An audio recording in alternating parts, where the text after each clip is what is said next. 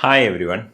ഇന്നുള്ള എല്ലാവരുടെയും ഒരു സംശയമാണ്, ഗോൾഡ് കൂടുതൽ മേടിക്കണോ, അല്ലെങ്കിൽ ഇപ്പോൾ ഉള്ള ഗോൾഡിൻ്റെ റേറ്റ് വളരെ കൂടുതലാണോ, ഗോൾഡ് വിൽക്കണോ, ഗോൾഡ് വാങ്ങുന്നതാണോ സിൽവർ വാങ്ങുന്നതാണോ നല്ലത്, എങ്ങനെയുള്ള സംശയങ്ങൾ. അപ്പോൾ ഇങ്ങനെയുള്ള സംശയങ്ങൾക്ക് ഇന്ന് നമുക്കൊന്ന് അപഗ്രഥിച്ച് നോക്കാം. അപ്പോൾ ഇന്നത്തെ നിലയിൽ നമ്മൾ നോക്കുകയാണെങ്കിൽ gold silver ratio. Gold silver ratio എന്ന് പറഞ്ഞിട്ടുണ്ടെങ്കിൽ മറ്റൊന്നുമല്ല, ഒരു ഔൺസ് ഗോൾഡ് വാങ്ങാൻ എത്ര ഔൺസ് സിൽവർ വേണം, അല്ലെങ്കിൽ ഗോൾഡിൻ്റെ വില എത്ര ഇരട്ടിയാണ് സിൽവറിൻ്റെ വിലയെ കമ്പയർ ചെയ്തിട്ട്. അതാണ് ഗോൾഡ് സിൽവർ റേഷ്യോ എന്ന് പറയുന്നത്.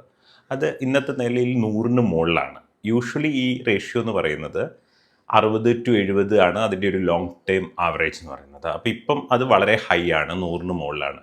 ഇനി ഇതിന് മുന്നേ ഒരു ലാസ്റ്റ് 10-15 ഇയേഴ്സിൽ ഇത്രയും മുകളിൽ വന്നത് കോവിഡിൻ്റെ സമയത്ത് മാത്രം, കുറഞ്ഞ സമയത്ത് മാത്രമാണ്. ആൻഡ് അത് കഴിഞ്ഞ് ഈ റേഷ്യോ വളരെ താഴോട്ട് പോവുകയും ചെയ്തു. അപ്പോൾ ഇത് ഇൻഡിക്കേറ്റ് ചെയ്യുന്നത് ഒന്നെങ്കിൽ ഗോൾഡിൻ്റെ വില വളരെ ഓവർ വാല്യൂഡ് ആണ്, അല്ലെങ്കിൽ സിൽവർ വളരെ അണ്ടർ വാല്യൂഡ് ആണ്. അപ്പോൾ ഇതിലൊരു കാര്യം നമ്മൾ മനസ്സിലാക്കേണ്ടത് എന്താണെന്ന് വെച്ചിട്ടുണ്ടെങ്കിൽ, ഗോൾഡ് ഒരു സേഫ് ഹെവൻ പോലെ മാർക്കറ്റ് സിനാരിയോസും അതുപോലെ ജിയോ പൊളിറ്റിക്കൽ സിനാരിയോസും അതർ മാക്രോ എക്കണോമിക് സിനാരിയോസിനെയും ഡിപ്പെൻഡ് ചെയ്തിട്ട് ഒരു സേഫ് ഹെവൻ പോലെ സെൻട്രൽ ബാങ്ക്സ് വാങ്ങുന്നതും ഈവൻ ഇൻവെസ്റ്റേഴ്സ് സേഫ്റ്റിക്ക് വേണ്ടി വാങ്ങുന്ന ഒരു അസറ്റ് കൂടിയാണ്. അതേസമയം സിൽവർ ആസ് സച്ച് ഒരു സേഫ് ഹെവൻ അസറ്റ് അല്ല. അതിലൊരു വലിയ ഡിമാൻഡ് വരുന്നത് ഇൻഡസ്ട്രി ഡിമാൻഡ് എന്നാണ്.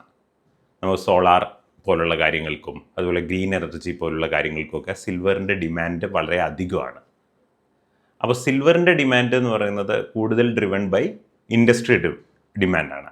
അപ്പം ഇപ്പോഴത്തെ എക്കണോമിക് സിനാരിയോ ആണ് സിൽവറിൻ്റെ റേറ്റിനെ നിർണ്ണയിക്കുന്നത്. അപ്പോൾ നമുക്കറിയാം, പല ടെൻഷൻ കാരണം ഇപ്പോഴത്തെ എക്കണോമിക് സിനാരിയോ വളരെ പോസിറ്റീവ് അല്ല. അതുകൊണ്ടാണ് കുറേ കാലഘട്ടമായി സിൽവറിന് വേണ്ടത്ര ഒരു പ്രൈസ് അപ്രീസിയേഷൻ വരാത്തത് ഗോൾഡിനെ കമ്പയർ ചെയ്തിട്ട്. പക്ഷേ ഇനിയുള്ള മുന്നോട്ടുള്ള സമയത്ത് ഈ ടെൻഷൻ കുറഞ്ഞു വരുന്നൊരു സാഹചര്യം ഉണ്ടായിട്ടുണ്ടെങ്കിൽ സിൽവറിൻ്റെ പ്രൈസ് കൂടാനുള്ള നല്ല ചാൻസ് ഉണ്ട്. അതേസമയം ഇപ്പോഴുള്ള ജിയോ പൊളിറ്റിക്കൽ ടെൻഷൻസ് കുറയുവാണെങ്കിൽ, ഒരു ഉദാഹരണം പറഞ്ഞിട്ടുണ്ടെങ്കിൽ, ഇപ്പോഴത്തെ US-ൻ്റെ ഒരു ട്രേഡ് വാർ, ട്രംപിൻ്റെ ഒരു ട്രേഡ് താരിഫ് വാർ, അത് എൻഡ് ചെയ്യുവാണെങ്കിൽ ഒരു geo political situation cool down ആവാണ്. അത് ഇൻഡസ്ട്രീനെയും ആക്ച്വലി ഹെൽപ്പ് ചെയ്യും. ആ ഒരു സാഹചര്യത്തിൽ there is good chance that ഗോൾഡിൻ്റെ റേറ്റ് കുറയാനും അല്ലെങ്കിൽ കൂടാതിരിക്കാനും സിൽവറിൻ്റെ റേറ്റ് കൂടാനും.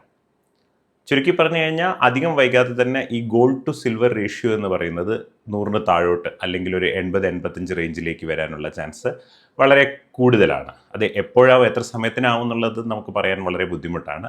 പക്ഷേ ഇതാണ് ഒരു ഹിസ്റ്റോറിക്കൽ ഡാറ്റ വെച്ചിട്ടുള്ള ഒരു അനാലിസിസ് വെച്ച് പറയാൻ പറ്റുന്നത്.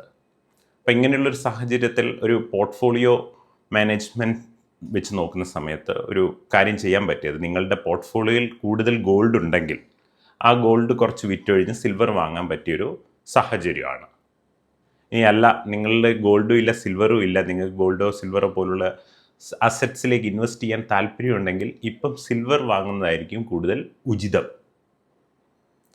അതേപോലെ കഴിഞ്ഞ 5 വർഷമായി ഗോൾഡിന് ഒരു ലോങ് ടേം ആവറേജ് 15% കിട്ടിയെന്ന് വിചാരിച്ച് ഓക്കെ എന്നാൽ കുറേ ഗോൾഡ് മേടിച്ചേക്കാം, അടുത്ത 10 വർഷത്തേക്ക് ഓരോ മാസം വെച്ച് ഗോൾഡ് വാങ്ങിച്ചേക്കാമെന്ന് വിചാരിച്ച് ഗോൾഡ് വാങ്ങാൻ പോകുന്നത് ഒരു ബുദ്ധിപരമായ ഡിസിഷൻ ആയിക്കൊള്ളണമെന്നില്ല. Okay, thank U.